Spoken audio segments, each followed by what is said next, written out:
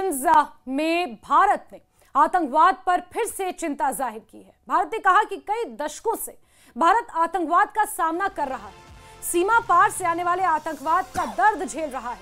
आतंकियों तक हथियार पहुंचाना एक बड़ा खतरा इस वक्त भारत के सामने है। बिना मदद के आतंकी इतने समय तक नहीं टिक सकते। ये बड़ी बात यूनाइटेड नेशंस में भारत ने उठाई है।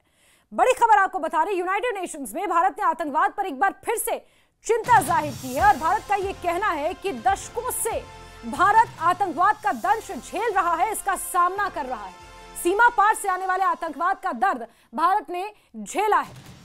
बिल्कुल जैस्मिन, जिस तरह से यूएन में एक बार फिर से आतंकवाद को लेकर भारत ने जो उसकी पीड़ा है उसे एक तरह से उठाया है। और आप देखिए कि जब भी जम्मू कश्मीर में मौसम खराब होता है तो आतंकी इस मौसम का फायदा उठाते हैं। और अब आप देखिए कि किस तरह से आतंकियों ने अपनी रणनीति बदली है। पिछले 2 दिन में आप देख लीजिए किस तरह से जो आतंकियों का मॉड्यूल है उसका पर्दाफाश हुआ है। और सिर्फ जम्मू कश्मीर नहीं, अब जम्मू कश्मीर से निकलकर दूसरे जो स्टेट हैं, दूसरी जो जगह है, वहां पर अब आतंकी अपना ठिकाना बना रहे हैं और दूसरे स्टेट्स को एक तरह से निशाना बना रहे हैं। तो ये एक बड़ी रणनीति और एक बड़ा बदलाव है आतंकियों की रणनीति और उनकी पॉलिसी में। जैसे बिल्कुल, और इस बीच यूनाइटेड नेशंस का भी इस पर बयान आना, यूनाइटेड नेशंस का प्रभावितों के परिवारों के प्रति इस तरह संवेदना प्रकट करना और भारत को इस तरह की बात कहना, इस तरह की सांत्वना देना कि पूरी जांच निष्पक्ष और पारदर्शी तरीके से हो।